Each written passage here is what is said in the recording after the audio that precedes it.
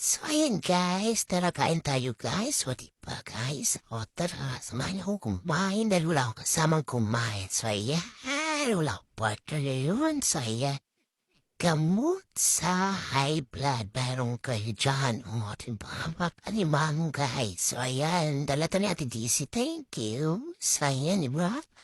O, animang. So ayan, kain na tayo guys. So ayan, diba? Wala akong partner guys. So ayan, solo ako kumain. Sa totoo lang, kahit man nandito yung partner ko, solo pa rin talaga ako kumain.